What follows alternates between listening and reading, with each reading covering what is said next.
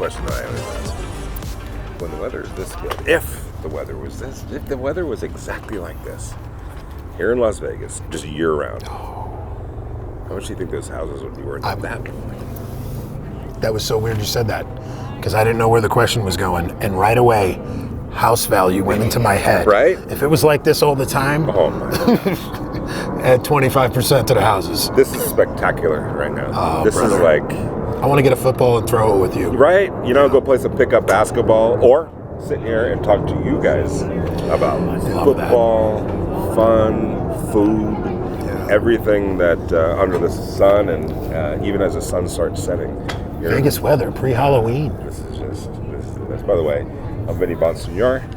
This is Vic Vegas. You know who Vic Vegas is. This is the Vinny and Vic show. Yeah. Football, fun, food, everything. All the F's. All the F words. All the F words, Vic. All the F words. And thanks for joining us. This is show number 3-ish. I think so, Vin. We're kind of still tweaking it as we go, getting ready for the show. So I'm going to say this is Tester's show now, at least number 4. There you go. Okay. Yep. Thank you for joining us. You're why we do this. Let's face it. So hit the subscribe button. Keep coming and joining us. We're going to get into a lot of fun, different things. Las Vegas is the epicenter of fun. It really is. Right? Everybody comes here to have fun. Yes. Even the ones that live here. Right. Sometimes they stay on vacation the whole time they live here. I cover the Raiders for the Las Vegas Review-Journal. I also have a radio show on Raider Nation Radio, the morning tailgate show, 7 to 10 a.m. here in Las Vegas. I was driving. I just left Raiders practice over in Henderson. Their beautiful facility. I pass by it all the time. Yes. It's insane. And that whole area. I don't know what's better looking, that or the stadium. You know, you can see the stadium from the building. I know you can. That's insane. Yeah, you can compare. It's You an can- eyesight. Yeah, you can, like, there's a third floor to that building that you can have a clear shot. Right. It's behind the M Hotel. Yeah. It's perfectly curved where you can see everything from it. Insane. It's insane, man. And things get, you know what, the whole thing about that, in California, right, where the Rams and Chargers play, they're just barely getting started on their facility. Now, a team facility, if you're not an NFL fan, that's where your offices are, that's where your practice facility is, your weight room, your couch, everything. You do everything at what they call the facility. It's the facility. It's Right. so official. Guys, I'll see you at the facility. The facility. We'll meet at the facility. Are you at the facility today? Walking up with the dress to kill. You have to, you got to push a little button, Vinny Bonsignore with the Review-Journal. I'm here at the facility. Wow. You know, so But you go to the facility. I go to the facility. Vin, I pretty much live at the facility. People do not get into the facility. Some maybe just drive by it, like me Right. and Vinny. I'm knows going the to get code. you into the facility. Oh, I'll get you into the facility. I'm glad I know this man. It's such an official, the facility. Like, what other sport has that? You go to practice, like the Lakers have their practice, area or whatever, but they don't call it the facility. The NFL is just so...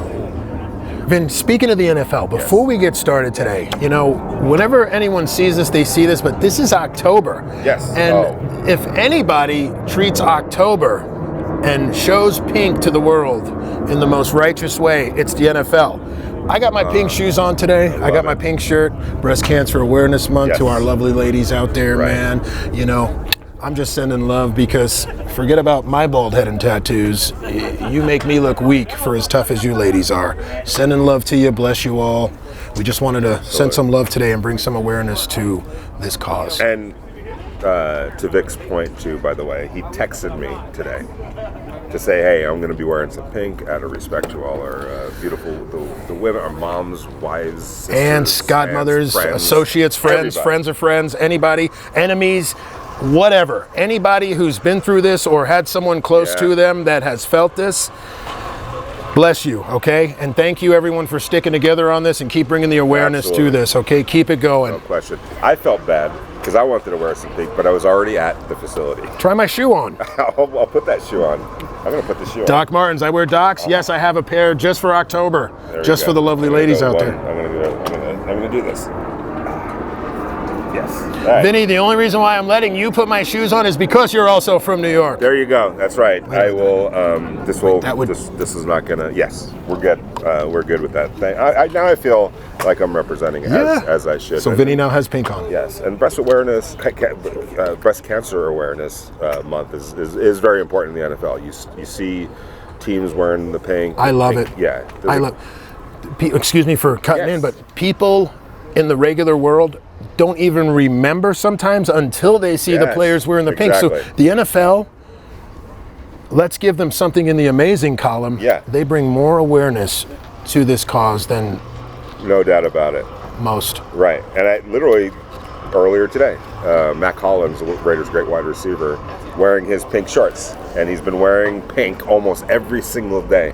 Whether it's at practice, at the facility, or at games, walking up. You know how the whole thing now in the NFL and the NBA is the fashion show before the games. Have you noticed this? Where the camera, the ESPN camera or whoever is catching the players as they're walking from their cars to the game, you know, or off of the buses, and guess what? They're in their great new fits or whatever, making fashion statements, which is very cool when you think about it. Sports has turned. Yeah, no. It's like an awards ceremony that they're showing up to just to get completely thrashed. That's what I love about it. It's like, you know, you got the high-end suits on, you're looking sharp as all heck just to absolutely have near-death experiences within the next few hours after that. But that is bad to the bone. And then when they get back to the locker room, they're hanging in the locker, and now they're walking out in their threads and what they call fits now. That's fits. the word for it. Fits. Fits. Speaking about football, I read a stat today. 8.9 is the current point differential in the NFL, winning and losing. The average margin of victory is 8.9 in the NFL. Vic, I'm just going to tell you right now, the last time an NFL point differential was under 10, 1932. And now we're at 8.9. We're at 8.9 right now. It would set historic records if it maintained it. It's that close. It's that close. And we were talking off camera about how close the NFL is. Your Giants, 5-1 right now. Vin, we're floating on a cloud right now because here's what's happening. Game 1, 2, you know, and then you play the Cowboys, and you know our cousins from the other side of the division kind of slap us down a little bit. But the significance in this is we go on to beating Green Bay overseas. Then we beat the Ravens. The Giants beat Green Bay and the Ravens when after the first, 2-1, we were told you're not facing any strong teams. I don't know. Green Bay and Ravens, to me, those are some pretty strong teams. You were down 12, I think, you were down something going into the fourth quarter. You come back and beat the Ravens. The Ravens were 12-0 against NFC opponents with Lamar Jackson. So you broke that whole string. And it was fun. The last time I was in New York was actually last year for the Giants game. It was the Raiders went to go play there. It was crazy. It was the week that the whole Henry Ruggs situation. Yes. Remember that? Yes, all right. I know that situation. It was a terrible, terrible situation. Yes. The Raiders had to go to New York to play the Giants with that all hanging over their head. But they ended up losing. And the Giants were okay. But I remember going into MetLife Stadium, and the Giants weren't good. And they haven't been good for a while. Right. And deflated after the bowl. Sad to me how nonchalant the fans were. You got to understand, and I know that you've been to some games at Met Stadium, the old Met, maybe. I don't know if you have. Oh, the old Meadowlands? Yes. Oh, yes, sir. Okay. Used to watch the New York Cosmos play soccer there. Definitely. And the OG Giants, man. Of course. And it was a raucous place. It was nuts there. Oh, yeah. And even sometimes for the Jets, but definitely for the Giants. It was that stadium, I think, it had a jail inside the stadium. It did have a jail. For fans that just went wayside. But so go with the Raiders last year, and it was like a library. It was there's no atmosphere. And I was like, man, I'm looking around thinking, I've been to not that particular MetLife Stadium, or, the Meadowlands was next door. Remember, they built the city.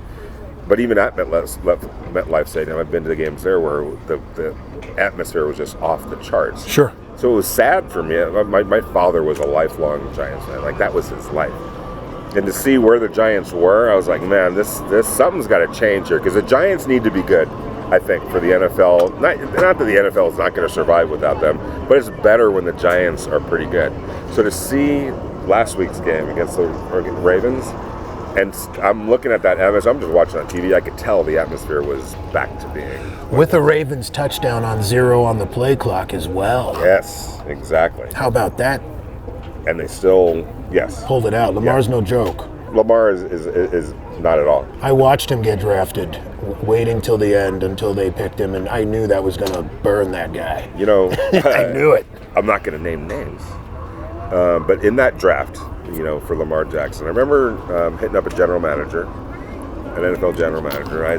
You personally? Yes. Okay. I email him, and I say, because I'm trying to get an idea what is Lamar Jackson, how is he being viewed by the NFL? You know, sure. So you hit up people that you know, and you know, and generally speaking, these guys are gonna be honest with you. You know, especially when people get mad at this, like sources or names and stuff like that, when you don't use them. There's a reason why you don't do that sometimes, because you want you want the full story. But sometimes honesty, brutal honesty, doesn't necessarily. When somebody's name is to it, they're not going to be as frank, right? Okay, as forthright, right? You know. So I emailed this general manager, who will remain nameless, and I said to him, "I'm your owner, and I'm telling you, I want to draft the kid Lamar Jackson from Louisville. I want to create some excitement for the team. I want to put people in the stands. This guy is an electric player, you know. What would your answer be to me, your owner, telling you to do that?" 20 minutes later, I get the return email. He's like, well, first of all, I would tell my owner, I'm never going to draft a player with putting people in the stands as the rationale. That's not the motive. Winning will put the fans in the stands. So I'm not going to try to create some excitement by drafting a player that might be an exciting player that will, you know, create some excitement. I think winning will do that. So I'm not going to ever draft a player for that reason. If it marries up where, oh, it's an exciting player that's going to help us win, that's a different story. But if it's just for that, I'm not going to ever do that. The second thing I would tell my owner is put the tape on and watch him play. He said that disparagingly, and then basically meaning the tape will say don't. So I'm not going to draft him. I wouldn't draft him. I would tell my owner, no, thank you. Like, okay. Think about that. Wow. That general manager is no longer. Yeah, I was going to say, wrong stock to pass up on. But that's how, ultimately, decisions like that do come down to a personal opinion, of course, there's scouts, there's assistant general managers, there's all these different people in an organization that lead you to a decision. But ultimately, one guy, whoever has the power, whoever is the czar of that particular football team, it stops here. I know everybody has their opinions. Hopefully there's a consensus. We all work towards a consensus pick. But sometimes I'm going to have to break ties. Sometimes I'm just going to say, no, we got to pick somebody, and it's my call, and we're not picking Lamar Jackson because put the tape on. True story. Oh. Get out. And I'm thinking, okay, at that time, he's still just a kid coming out of Louisville. I'm like, okay, fair enough. You know, I'm not sitting here saying I was going to guarantee that he was going to be a great player, but his Louisville tape was deep. Wasn't it? It was so deep. It got me immediatally in tune with him. Right. If you get passed up, you're going to be a sleeper. Right. And then he comes into the league, and immediately, I think it took I'm trying to remember. They might have drawn. Did they start Flacco a game or two or something like that? But it wasn't long after. Yeah, it was Joe. Yeah, right. They started Joe Flacco. I think the world of Lamar Jackson. So but that happens, and ultimately you got to make a decision, and you got to hold true to what you. See, I'm a fan of that guy because I don't mind spending time, discussing Lamar because in the beginning he was considered to be a running back. Mm-hmm. He kind of got my guy. Probably looked at him like that. Exactly, and that's what he got labeled as, and that was the limitations that was set on him. That other teams were passing him, saying, "I don't need no Evel Knievel, right? Bungee jumping every play." They're afraid of that, because then they think he's going to get hurt. The hurt part was definitely. I've talked to some other general managers that, for them, he's a big target. He can throw and all that, but he also is going to run. That's part of his game. How much can we count on the fact that he's not going to get hurt? True. Fortunately for him, he's stayed relatively healthy. There's been some, dings here and there. I missed some games. I believe it was last year. Definitely last year. Hurt. I hate the word hurt right now because of the Raiders injury report. Yeah. Hunter Renfrow showed up on the injury report today. I know. Surprisingly so with a hip. It just got heavier. We got heavier. Darren Waller is probably not going to play on Sunday. How could Darren get hurt? You ever see him in person? Yes. He's made out of He's concrete. a walking muscle. Yeah, he's just like a walking muscle. I'm glad you brought that up because I've got something to say to the Twitterverse out there. It's mind-boggling to me because you got to tweet stuff, right? So yesterday, hey, Darren Waller's not at practice. He's dealing with the hamstring issue. Invariably, slew of responses. Oh, he took the money and ran. Oh, this. Oh, he's that. We can't rely. I'm like, guys. Doesn't he have a foundation where like he gives money to the foundation? Yes. Okay, so people again judging, not knowing the whole story, just assuming he took the low road when this guy's flying high. Like, trust me when I say. We defend you, Darren. Of course. Darren Waller wants to be out there playing. Okay? Injuries are a part of the game. As frustrating as that might seem. Most fans, a lot of fans get it. But some on social media start with the whole going in on he's not tough. Oh, he got paid, so now he's checking out. Come on. Please. So, I get frustrated because I know Darren Waller. I deal with Darren Waller. I talk to Darren Waller. Yeah, you know most of these guys. He wants to be out there. But it's a hamstring injury he's been dealing with it since training camp.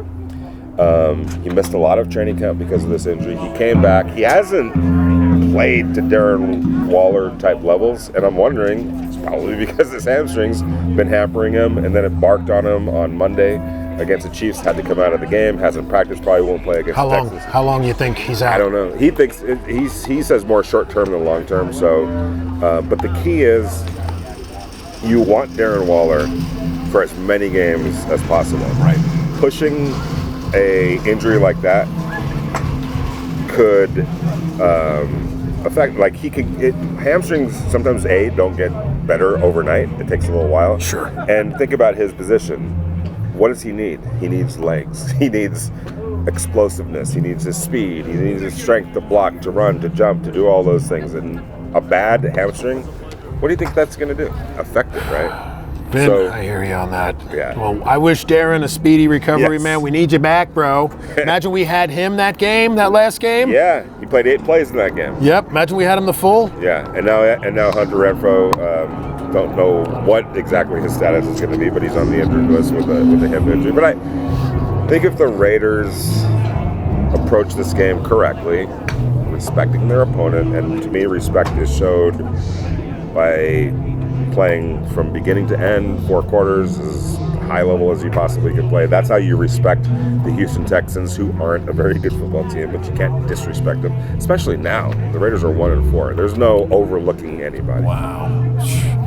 And we're going to talk soon here about the mysterious records and totally mind-blowing statistics of this current NFL season.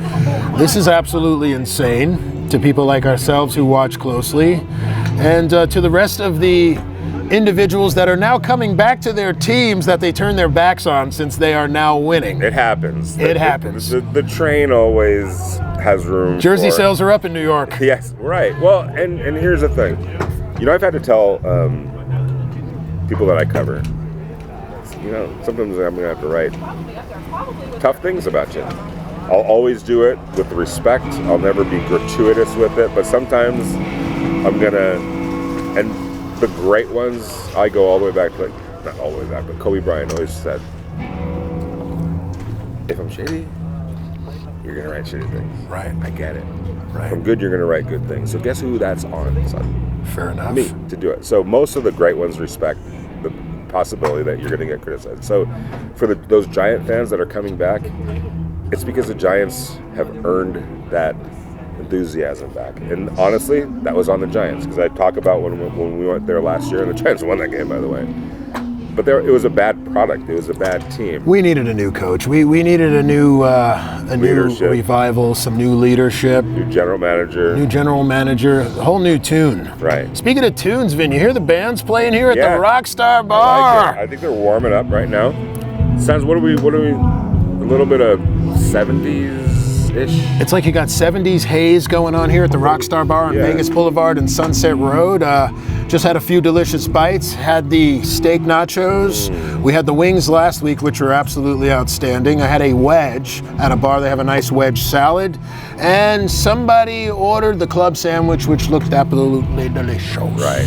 Nice. You know what I've been getting into lately? I wanted to ask your opinion on this. On YouTube, I don't know why, but in my algorithm, I guess I clicked on a couple of them. It's just these cooking shows.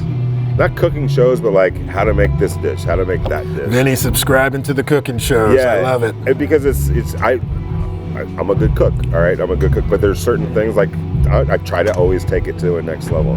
Right. So I'm getting some great tips out there, and we talked about this the other day. It's easier than you think to cook a good meal, but you have to be kind of committed to the process. Yes. And using yourself as a assessor of things, like it needs a little bit more of this. It needs a little bit more of that. Absolutely. Don't be afraid to go off script. It's chemistry, Vin. Right? It's chemistry, it's ratios, it's, even something as simple as, a sandwich, when you season your lettuce and tomato, as opposed to not doing it, it's a chemistry that, takes food to certain levels. Right. You get out of food what you put into food. You flop something on a plate, you get something flopped on a plate, you TLC that food, and well, that it takes a little extra time. Yeah, no, it really does, Vin. It takes a little time. It takes a little patience. You got to be consistent with your food. What would you say you're the master of? Food-wise, I would say master of. Shoot, man. What am I the master of? It's hard for me to say the master. There's got to be one. I'm heading somewhere with this question. Okay, I'm going to generalize, Vin. It's not one thing. It's a theory of things. There's no one genre. Is that the right way to genre? Well, I'll tell you what. To sum it up, what I would say that if I was the master of anything when it came to food, I would say taking classic dishes or ethnic dishes and recreating them into modern day snack food, bar food, fun food. Ooh. Taking the seriousness out of food and putting the fun into it. Like example, meatloaf. Yes. Between a man coming home and slapping meatloaf off the table because the wife made it too many nights, right. and the good homes having meatloaf when you come into the house. Man, we fry meatloaf up in egg rolls. We deep fry it, we serve it with gravy. We took something basic and simple, but we recreated it. So I think I might be the master of recreating classics, Vin, and making them more fun. Okay, I'm simplistic. Making comfort food comfortable. Compliments of Tony Catterin. By the way, guys, there's a special treat for you tonight. I'm going to step out for 5 minutes here shortly, and we are going to throw Tony right into the cold mix because we're just shaping this out. And if I throw Tony in now, a couple weeks down the road, like he does with everything else, he's going to master his 5-minute segment on the greatest fantasy football information of all time. Let me tell you, ladies and gentlemen, I know the one encyclopedia of fantasy football. And in a couple minutes, Tony Catterin, my partner in Sinful Subs and one of my dearest friends on earth, is going to sit in my spot and give you the picks, the ups and the downs, what you shouldn't be doing, staying away from, or maybe doing a little bit more of. I'll get back to you on that. I love it. Can't wait to hear the information on that. The reason I was asking is because, I feel like I cook Italian food good. We've talked about that growing up in my, and there's certain things that I feel like I've mastered, But there's certain dishes that, like, I go to a great Thai restaurant or Chinese restaurant, Vietnamese restaurant. I'm like, I want to master that. I want to, and there's some great shows on YouTube or just snippets. They're only like about 15 minutes or so, but they say, you want to make a good, pineapple fried rice? Here's how you do it. I'm like, oh my God. Okay. And it makes it look a lot easier and a lot less daunting. So I appreciate my people. Right? Go ahead. What were you going to ask? No, what I was going to ask you is there, and genre is not the right word, right? It would be a type of food, I guess, or a particular, we know what we're talking about. There's Italian food, there's comfort food, there's soul food, there's barbecue. We'll just say culture of food. We'll just generalize. We'll make up our own sentence. Yes, exactly. Culture of food. So I wanna start conquering Asian dishes. Okay, so what Vin has taken a liking to the Asian food culture, and he wants to really start getting in there within their cuisine and expanding his knowledge and combining it with what you're seeing and creating some of these dishes that you're salivating over Yes. and going out and trying and that you're looking up online. You know what's tough about that? Finding the right ingredients, finding the place to go for the right ingredients. So I'll ask you, like here, See, he might be able to get you into the secret Raiders place. right, the facility. But I can get you those hard to find unicorn ingredients that most people can't get. Vinny is in good hands. I get into the Raiders facility. Vinny has all his ingredients for his dishes of what he's seeing on YouTube. Done. Deal. Chow fun. Chow fun, baby. Chow fun. I need to get those type of noodles. Where do I go? Or can I make them myself? I guess I can make them myself. You want to be hardcore and make them yourself? You can. I don't know if I'm ready for that. It's not so chow fun, though. Right. It's chow labor intense. But I'll get to there. Chow not so fun first Yeah. time round. But I want to know where I can go to buy those exact, because I can't. They always say, "Well, put this in," and or even a good lo mein. I don't know where to go for the right ingredients. Okay, Vin, we'll take care of all of that. All right. Okay? All right. I got you. You let me know what dish you want to make, and we'll help you find those ingredients. And then maybe down the road, you could talk about the dish you made with the ingredients Yeah, I maybe found we'll you. eat it. I would love that. Maybe we'll eat it right here. Maybe we'll add a little segment to this called Talk and Chew. We'll go like 5 minutes where we're talking with food in our mouths because you're not supposed to do it, but we're going to officially make it okay for you to do just that. Are you a picky eater? No. I'm the pickiest eater of all. No. So I'll eat the stuff he doesn't eat. I'm a condiment guy. I don't like mayonnaise. Mustard. I'm not big on mayonnaise either, but I have a sub shop and well, you know, I go through a lot of mayonnaise every year. I've had relationships and ordering a burger. Just give me the meat and cheese. That's all I need. There's nothing wrong with that, Vin. Clean, dirty burger.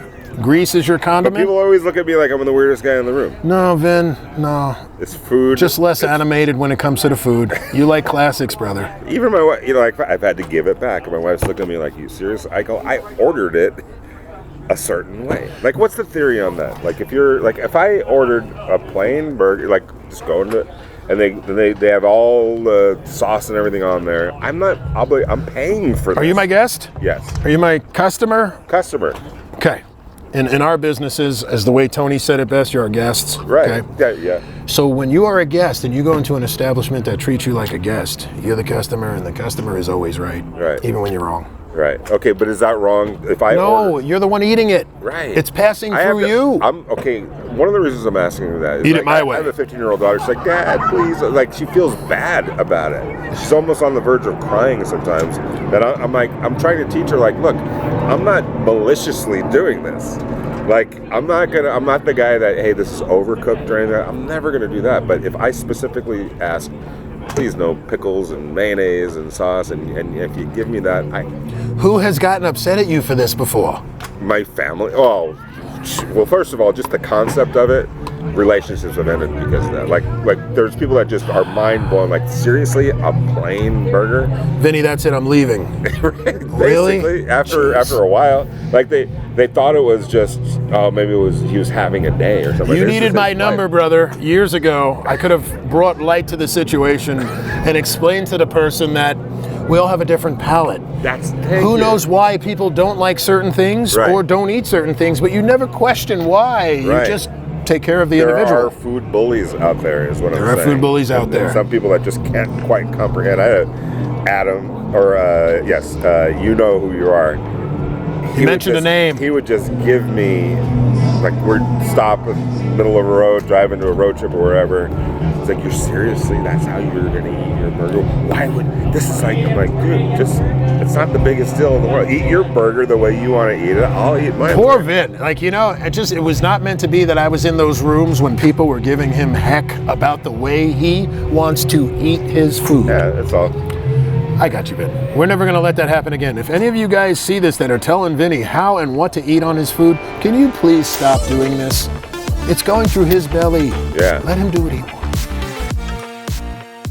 And we're back with Tony Catterin, who, it should be noted, is one of the foremost experts on a phenomenon in sports, the world, the country for sure. That's called fantasy football, which there's fantasy baseball as well, fantasy basketball. Let me ask you this, Tony. What's the biggest of the leagues? Would it be fantasy football? The biggest now, the biggest is football. I mean, it all stems from baseball. Yeah. I mean, baseball started it all. If it wasn't for fantasy baseball, we wouldn't have fantasy sports. Right. But fantasy football, I definitely think, has taken its place as king. Right. As on top of the fantasy world. Why do you for think that sure. It's in the NFL. Yeah. I mean, that's Once a America's week. sport. It's America's sport. It just, there's 16 games. Right. There's not 80. There's Right. not 160. You know, every game matters. Yeah. I mean, I'm the biggest NBA fan in the world. Right. But when you have 82 games, they don't mean as much. Right. You know, And I mean, baseball it's one, even though it's 160, what, 3? Yeah. 162? Fantasy football, what a great way to pass the time, especially when a lot of the season is during like football season. So now, like especially at this point or a month ago, guys are putting their rosters together, Sure. trades, and Absolutely. so it's a great way to pass Absolutely. time. Absolutely. And they get intense about it. No, yeah. And I have a lot of friends now who are they're in like 6, 7 different leagues. How do you handle something like that? So I had to make a choice. Marriage and Well, no. Actually, I just got my wife to play fantasy football. Okay, there you go. That was what I did to make that work. Hey, honey, I don't have somebody. I need someone to be in this league. There you go. And then they Right. get into it. Yes. It doesn't take much. Right. All of it. It's Right. just fun. But Would love to know when trades are consummated. Anyway. no. So, what was the question you asked me? How many leagues are you? Like, how do you manage What I did, multiple leagues? I have 3 main leagues that I'm in, like 3 leagues that I've been in for years. Right. Then I go do a couple of, there's some different leagues nowadays. Right. So now they have these guillotine leagues, Okay. which is a league based on, you start with 17 people, and every week there's no head-to-head. Right. It's just the lowest score, Chopped. done. Goodbye. So I did a couple of those. Right. I did a few best ball leagues, which right. are the leagues where you don't have to, there's no pickups, there's no trades, there's no nothing. You are what you are. You are what you are. But I definitely learned that so I'm in about 9. Okay. But only 5 of them do I have to actually do anything. Right. Okay. And 2 of them I could be eliminated at any given Okay. time. It's too hard. It's too hard. I know people who are in like 150 of them, and I don't know how they go to work. I have no idea. And I have friends who are like, it's my keepers league. I'm like, what the hell is a keepers league? A keeper league, a keeper league is when you have a team. So say you have 20 people on your team. Year's done, whatever. Who won, who lost. Now let's say you have a 3 keeper league. At the end of the year, you choose 3 people that you're going to keep for the next year. So Patrick Mahomes, Travis Kelce, Obviously. whatever. Yeah. Right. Yeah. Right. They're carried over. They're coming with me into 2022. Exactly. And that's how a keeper league works. And generally there's rules, like you can only keep a player for a few years or whatever. Stop hoarding Patrick Mahomes. Basically, there have to be rules put in place for things like that, or Right. somebody would just keep them forever. Yeah, forever. The ultimate keeper. Absolutely forever. All right, so very weird year unfolding right now in the NFL. Oh, it's been insane. It's been For fantasy players, it hasn't been fun. Really? Yeah, I've talked to some disgruntled fans. Like I have in my profession covering sports, I have plenty of colleagues who are in leagues, multiple leagues. Sure. And, we're there covering our game. It's usually 1 o'clock over here at Allegiant Stadium. If we're on the East Coast, 10 o'clock Pacific, 1 o'clock your local, Eastern time. And I'm focused on, because I'm not in any fantasy. I'm focused on what I do, who's on the injury report, blah, blah, blah. I hear cussing. I hear what? Like what?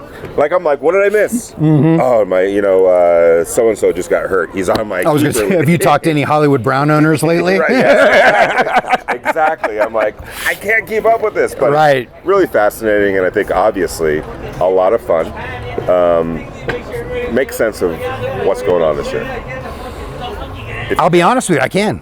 You can. I swear, because I have Ladies really. and gentlemen, I'm telling you, I can. it's going to make sense. I'm telling you, and this is going to make sense to you because you're a football guy. So we became an offensive league, boy. It did.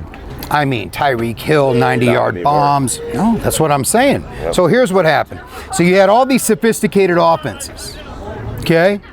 Well, now you've had a few years of these defensive coordinators watching all of this. So now they said, you know what? Let's make some sophisticated defense. Right. And I'm telling you, it's insane. They're taking away the top of the field. Right. You're not seeing the 90-yard touchdowns. How many big breaks have we seen this year? None. We haven't. No. I mean, the average you know, yards per play, the average it's explosive insane. plays are down. Yeah. It really is. Explosive plays are down, and I'm telling you, I believe it is a construct of these sophisticated defenses now catching up with the offense. Sports. I really do. Yes, sports, football in particular, is a exercise of staying one step ahead of the posse. Correct. And I'm with you, and every coach that I've talked to has talked about that. Like, you got to understand that the defensive coordinators that Tony is talking about have just spent the entire offseason. The entire job, in addition to acquiring players. It's all they do. It's figuring out what the hell are the Kansas City Chiefs doing, or the teams in our division, or the teams that are on our schedule. They've done deep dive after deep dive after deep dive into what they're doing, and how do you stop it? So that's it. I still think it's going to. It'll correct. Yes, it'll correct self-correct because there's smart guys. Of course, on offense too. Yeah. I'll never forget. I had a conversation with Les Snead, the Rams general manager, and we were just talking one day, shooting the you know what about where football might be in 20, 25 years. Like where do you think football will be? He goes, Vinny, mark my word, somebody's going to roll out the old wing T offense, sure, and master it and roll it out. And be great at it, and everyone's gonna, what a genius, and it'll be what they were doing 30 years ago. And I go, do you really think that? Probably not, but some form of that, because this what you're talking about is just a series of adjustments. You just have tape. Yeah, that's why you see things like, for instance, you guys were talking about the Giants earlier. I'm a Cowboy fan. Okay, I'm from Dallas, Texas. However, let me say, and Vic can verify this, I said at the draft, the two New York teams had the best draft. Yes, they did. Now, I did not expect the Giants to do what they were doing. However, I was a big Saquon Barkley person this year because I knew he was fully healthy. Right. Okay? Now, the Giants is all about coaching. Right. It's all about coaching. It's the adjustments that he's making at the half. Brian Dable. He's the man. Yeah. Whoever they had, I don't want to judge anybody, but whoever they had before, but I'm telling you, he not only that, but it's about adjustments. It's about coaching. Yeah. And I'm telling you, it's getting back to who's the better coach. Yeah. Who has the better coaching staff. Yes, and that's a lot of fun. All right, very quickly, this week, if teams haven't set your roster, I need, give me 3. You got to go get this guy right now. You got to go. Okay, well, he already played tonight, so that's kind of tough. Oh, that's right. Okay, so I'm going to go ahead and say, go to your waiver wire. Get Alec Pierce from the Indianapolis Colts. Alec Pierce. This little boy, I'm telling you what, he is something else. He is really, I believe he's going to be the next, like, Wes Welker of the NFL. I'm telling you, this kid can catch everything. Let's see, who else are we going? I'm just got to tell you my favorite play of the week, not to be a homer. Josh Jacobs. If you own Josh Jacobs, go to Daily. If you own, go buy Josh Jacobs. I don't care what he costs. I'm telling you, he is going to have a monster week this week. Josh Jacobs all the way. Top 10 fantasy running back for the rest of this year. Great guy. And if I got to go with one more, stick with Christian Kirk. He was really good for you the first few weeks. He's fell off a little bit because Trevor Lawrence has had a little bit, more of an issue. However, Christian Kirk, number 1 wide receiver, I'm telling you, he will save the day this week. Tony, on behalf of all of your fantasy football colleagues, thank you very much. Thank you very much. Okay. So I was just talking to Tony, and like, you know, he's talking about the Lions against the Cowboys, and it's like Dak's back. That's dangerous. Let me tell you something about Tony. I think we wound him up. He is pacing back over here. He's got to like come down from, you know. Wait, you said Tony's pacing? He has come down if he's just pacing. Well, okay. Tony is the most electrifying guy I know. Right. I mean, I got that sense. I was feeling it. Like he got caffeinated from this little segment with you and him because he got to express his fantasy football. I'm caffeinated. I gotta, you know, I have to take a cold shower. Do you see how he got? That's why we have him here. Fantasy football does that to people, and I get it, and I totally understand. You know, I have. It's my wife, my kids, my job, my multiple things that I do. I just don't have the time. And I also feel like if I ever did go down that rabbit hole, it would be nice knowing you, Vic. I'll go get you, Vin. Myself, and I would be like gone. You'd be like, "Where's Vinny?" And I'd be somewhere just looking at numbers and my head exploding and stuff like that. So I'm holding off on the fantasy football, but I totally get it. And I totally understand. It's funny, but players have conversations about fantasy football. Oh, I could only imagine. Because they hear. That's they gotta hear be Tony. That's got to be. They hear Tony. They hear Tony. Like, why'd you fall? Because I'm trying to win the game and run the clock. You needed to score a touchdown. Dude, right if there. Josh Jacobs hears Tony, he's gonna go bananas even worse than he already was. If it helps, okay. Tony is within earshot, but so one day I'm in the Rams locker room and Aaron Donald and Todd Gurley, this is back in 2018 or Okay, so. Gurley era. Great conversation. The perfect game. What's your perfect game? Aaron Donald asks this to Todd Gurley, a running back, and it's like Aaron or Todd was said to him, "What do you think my perfect game would be?" And well, if it was me, 300 yards rushing, da da da da. He's like, no, 5 touchdowns. He's like, I don't care if I gain 100 yards. Let me score 5 touchdowns. And Aaron's like blown away, like he's thinking. And Todd Gurley said to him, "No, what's the point of the game?" Scoring exactly 5 touchdowns. It's like 35 points, whatever how many touchdowns he said. He would run for 5 yards for 5 touchdowns and be completely happy because his team's winning the game. And now whether that probably does help a fantasy football owner, right? Sure. Considerably. Now there's things that you have to do in the course of a football game that defy the fantasy. Like Todd was also a guy who was running straight to the end zone in the game. I forget who they were playing. Yeah, and just slid. It was football. Right. It was football. Yeah. Level 8,000. Like you have to be like a genius to do this. Sure. Because he understood the situational football. He understood the situation. He understood like that would be great if I gained another 20 yards and scored a touchdown. It might trigger something in my contract. Yeah. But we need to win this football game. And so I'm going to go down and let the clock roll. And it's a fine line. And I'm sure even, if I remember correctly, he said, "Hey, fantasy football owners, I'm sorry, but I got another bigger priority here with the football team." Right. That's crazy. And so they totally talk about it, and they get it and they understand it. And I wonder what's crazier to the guys, the athletes, like playing like themselves in a fantasy league or playing themselves on like a Madden football game. That's a point of contention. How is that? It's very right, trippy.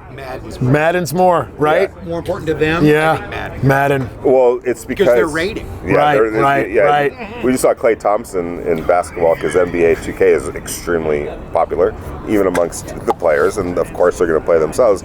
Well, he's got a beef with NBA 2K over his rating. I want to say it was an 88.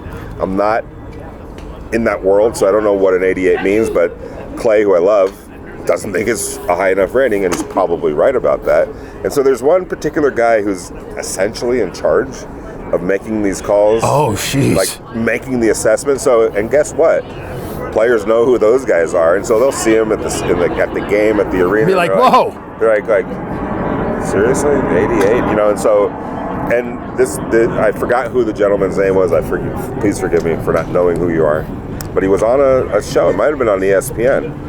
And they featured him, and talking about players, and Clay tweeted out, "You seriously got this clown on this show?" So he was like very upset Wow. about that. But I mean, you know, and I've talked to players. I just had a recent conversation. Yeah, no, it's funny. I seen a few videos where like some were like, I'm a 20, I'm a 81. I'm like they would guess their numbers higher than what their numbers were, Right, and then be disappointed. And some would get really jacked, Right. and yeah, that's crazy. That's funny though. Well, it's funny to us, but To it's them, real life. It's real for life to them. There's this thing called Pro Football Focus. It's a grading service, and they grade pro football players, and they give them grades, and it's all grades, and it's grading this and grading that, you know, and this is your ultimate grade, and then this is your run blocking grade, this is your pass blocking grade or pass defense. So they've got all these grades for everything. I'm not disrespecting Pro Football Focus whatsoever. I know they put a lot of work into what they Sure. do, but I talk to players and like, what do you think about your PFF ranking? I don't look at it. And I tell my teammates, don't look at it, especially the young ones. Whether it's high, whether it's low, don't look at it because it'll mess with your mind all the time, whether you're doing good or bad. And you know, their whole point is, who are these guys that are making these assessments? Like I was talking to an offensive lineman, and he's like, you know how we get graded? How? Did you make the block or didn't you make the block? Wow. It's not, you grade it out as an 80. You either made the block, and guess what? If you make the block, your block, this percentage of times, you're helping us win. If you make the blocks this percentage of the time, we might be looking for your replacement. Sure. I remember talking to an offensive line coach about that, and I was like, so is there like a curve, a grading curve? Like if one week you're playing Aaron Donald, and the next week he's blocking, your guy's blocking a street free agent, like, you know, an 7th round draft pick. He's like, Vinny, it's an offensive line coach. You either make the effing block or you don't. I don't care who the guy's playing. So, but that's how you get graded in the real world. And then but you know, you've got the rankings on Madden or the rankings on. So you can imagine how it would maybe mess with somebody's head a little bit. Yes. Wow. I guess that would be for in a chef's world. Yelp rankings. Yes. I get it. Like, really? Like, you gave my dish a 4.5? Really? Right. That's my mother's recipe. Right. It's supposed to be 10 stars, even though you only have 5. Right. Yeah. Okay. Good. You know, does that ever drive you up a wall? Oh, yeah. No. It does. We even get greatest thing ever. Unbelievable. Never had anything this delicious. I would drive miles for this. Right. How? 4 stars. Yes. It's like, what? Right. And we pay a lot of attention to that. And I never really wonder, like, I've done this, I travel a lot. You know, you look at the rating of the hotel, and, you know, then you go through it and you're like, oh man, should I really stay at this place? Right. You know, and then you get there and you're like, why would anyone, like, give those sorts of, you know? Speaking of Yelp, food. Yes. Okay. I know we just got a couple minutes left. What is the best thing you ate since I've seen you last? Went out to a Thai food restaurant over in Henderson on Eastern, Peng Khao on Eastern. Give them a shout out. Oh my gosh. Had my daughter ordered it for me. It was like a very thin, almost like a glassy noodle. Glass noodle, clear. Yes. Nice. And she knows the terminology. So that sounds good. My brother. He's my brother. It's my son, actually. Okay. Kind of my brother. I have one of those. You know what I'm saying? Yeah. He had the pineapple fried rice. Oh, yeah. Which was really, really good. And my daughter had a wonton soup. Okay, well, Vin, give these guys some love. You know, we got to mention a nice restaurant every over week. On Eastern, just a couple of nights ago. Tremendous. Okay, I know where I'm going. Me? This week, Vin, I had to do a lot of meal prep this week. I'm getting ready for some stuff.